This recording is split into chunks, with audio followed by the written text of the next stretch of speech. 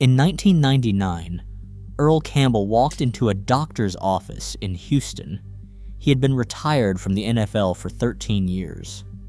The doctor looked at his MRI scans and said something that made Campbell's blood run cold. The doctor told him he had been this great athlete, a Heisman Trophy winner, all that, but he probably should never have played football.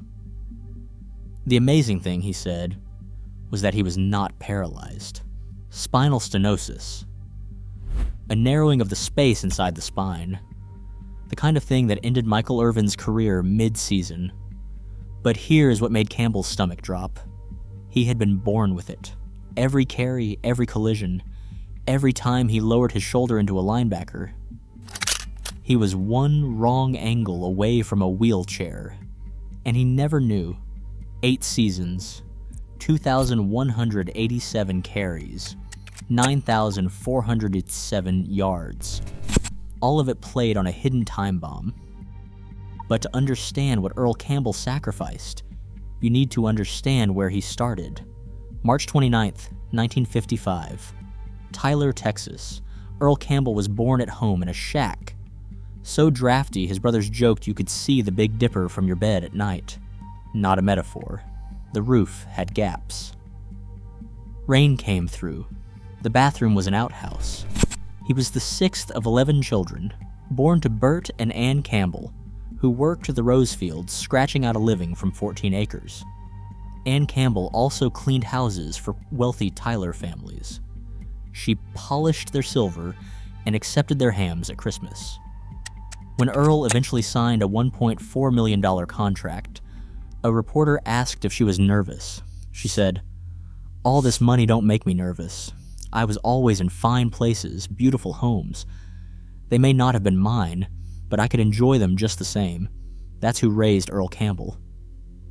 When he was 11, his father died of a heart attack. The kids worked the rose fields with their mother. Earl hated it. His mother tried to discourage him from football. She would later say that she discouraged him, but he always loved football. He started as a kicker in 5th grade. He moved to linebacker in 6th after watching Dick Butkus. By his senior year at John Tyler High School, he had 28 touchdowns. He led his team to a 15-0 season and the state championship. In the title game, he rushed for over 200 yards. The losing coach said, "I always thought Superman was white and wore an S, but now I know he is black and wears number 20. Barry Switzer from Oklahoma tried to recruit him. Darrell Royal from Texas won.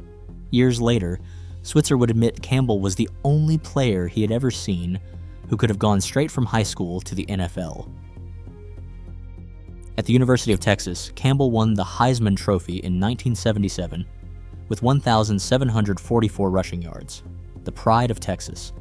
The Houston Oilers traded everything to get him, gave Tampa Bay 2 first-round picks, a second-round pick, a third-round pick, and a 5th-round pick, just to move up and take him first overall.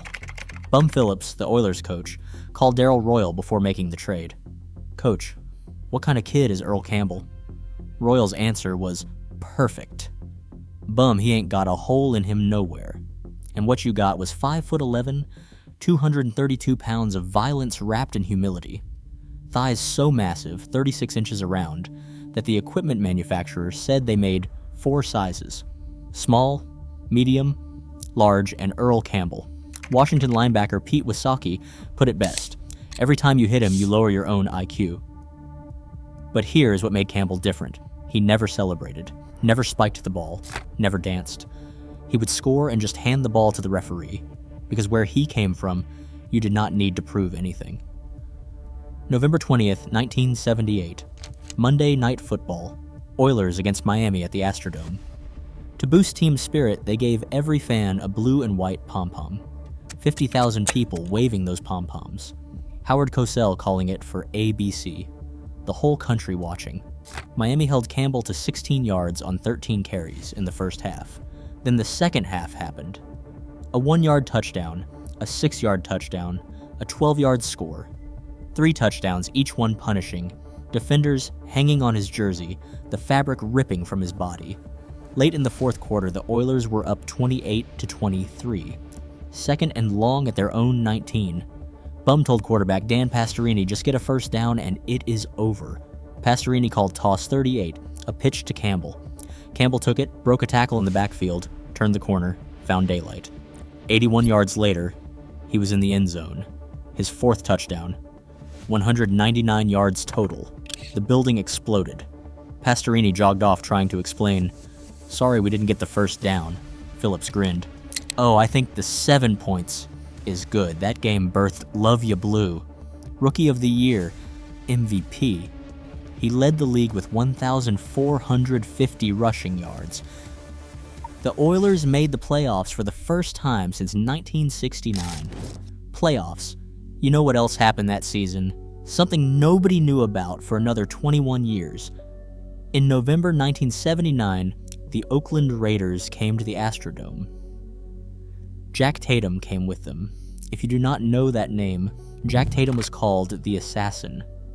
A year earlier, Tatum had ended Darryl Stingley's career with a helmet hit that left Stingley paralyzed, quadriplegic. When the Oilers got the ball at the 1-yard line, everyone knew Campbell was getting it. Tatum positioned himself perfectly. Campbell took the handoff and never saw Tatum coming. The crown of Tatum's helmet hit Campbell right under the chin, full speed. Campbell described it years later. He said, "The lick he took from Jack Tatum was the only time he ever felt somebody hit him. A shock went down to the heels of his feet, and it burned. When he was standing on his head in his end zone, he was thinking something was wrong. But Campbell stumbled backward, fell into the end zone, and scored. He got up, kept playing, and finished with 107 yards. What nobody knew, including Campbell, was that hit should have killed his career or worse. Spinal stenosis meant his spinal canal was already narrowed. His spinal cord was already compressed. That hit from Tatum could have severed it. It could have left him exactly like Darryl Stingley. 20 years later, a doctor would look at footage of that hit. Opponents would hit him and say, "It is terrifying."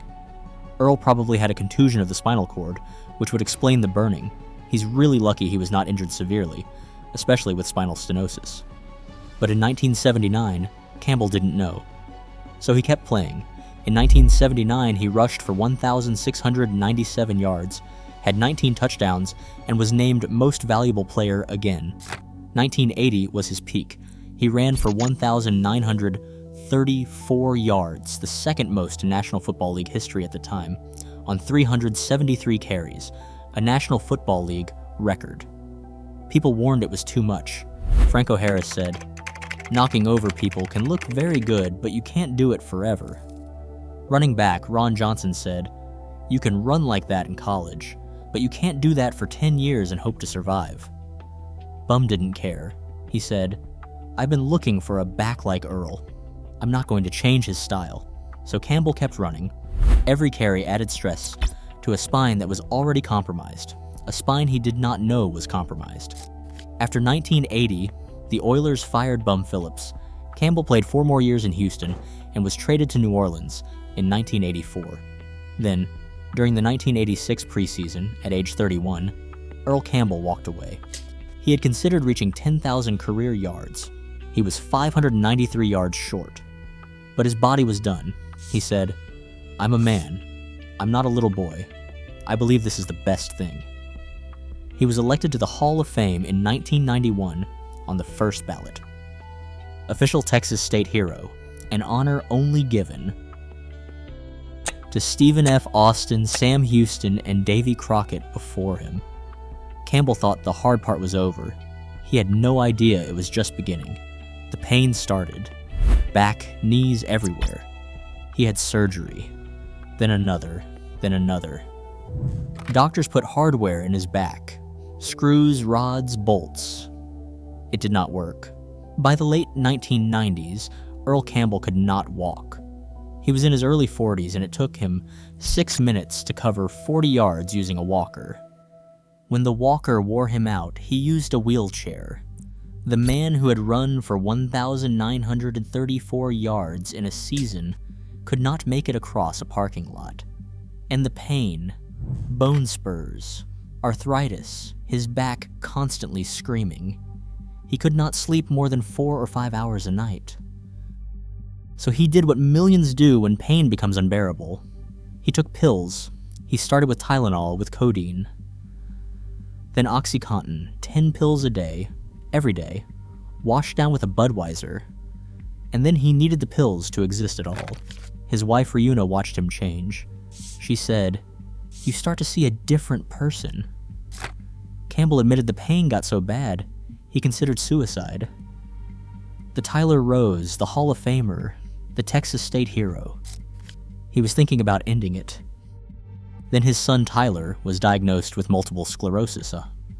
Earl, drowning in his own suffering, had to confront his son's battle. It shook something loose, then came the intervention. His wife, his sons Christian and Tyler. They had been watching him deteriorate. Finally, his family said what needed to be said. "Dad, did you see what happened to Michael Jackson? You keep doing this, that is going to happen to you." Michael Jackson had just died from a prescription drug overdose. In 2009, Earl Campbell checked into rehab.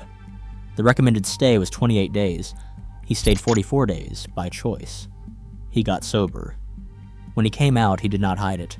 In 2012, Campbell talked openly about his addiction. "I learned how to live my life without drugs and alcohol and pain pills. I went and got help for that, and I am not ashamed of it." Dr. Stan Jones, the spinal surgeon who finally realized what everyone had missed, did major surgery in 2008. He removed hardware that had come loose and was pressing against nerves. It was not a cure. But for the first time in years, the pain was manageable without pills.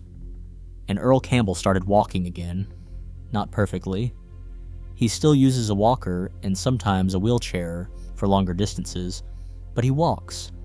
He works out 3 days a week at the University of Texas. He shows up to games.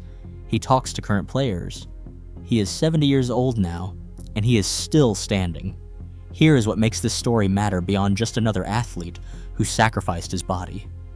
Earl Campbell played 8 seasons with a genetic spinal condition that could have paralyzed him with any hit. He did not know. His coaches did not know. The team doctors did not know.